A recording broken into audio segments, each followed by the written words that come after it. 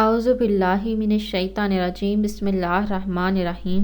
شروع خدا کا نام لے کر جو بڑا ہی مہربان نہایت رحم کرنے والا ہے۔ السلام علیکم ورحمۃ اللہ وبرکاتہ۔ تمام سامعین کو ہمارے چینل کی طرف سے خوش آمدید۔ مجھے امید ہے کہ آپ سب لوگ خیریت سے ہوں گے۔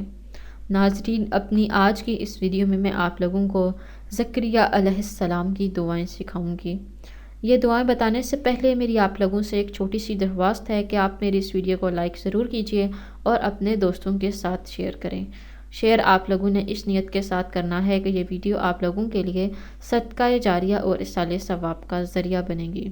دوستو، جو پہلی دعا زکریا علیہ السلام نے کی وہ سورہ انبیاء کی آیت نمبر 89 ہے، جس کا ترجمہ کچھ اس طرح ہے: اے میرے رب، تو مجھے اکیلا نہ چھوڑ اور تو سب وارثوں سے بہتر ہے۔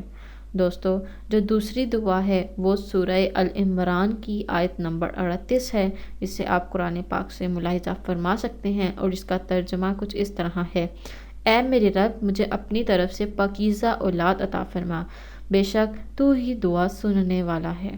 دوستو، یہ دعائیں اولاد کے لیے ہیں، اولاد کے نیک اور پاکیزہ ہونے کے لیے۔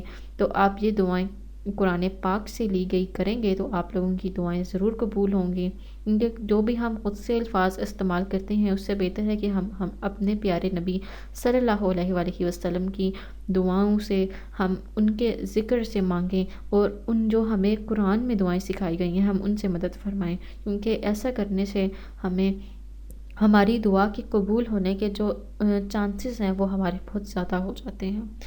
دوستو، اگر آپ لوگوں کو ہماری آج کی ویڈیو پسند آئی ہے تو کمنٹس میں اس کا اظہار ضرور کیجیے گا۔ انشاءاللہ تعالیٰ آپ سے پھر ملاقات ہوگی بہت جلد۔ مجھے اپنی دعاؤں میں یاد ضرور رکھیے گا۔ اللہ حافظ و ناصر۔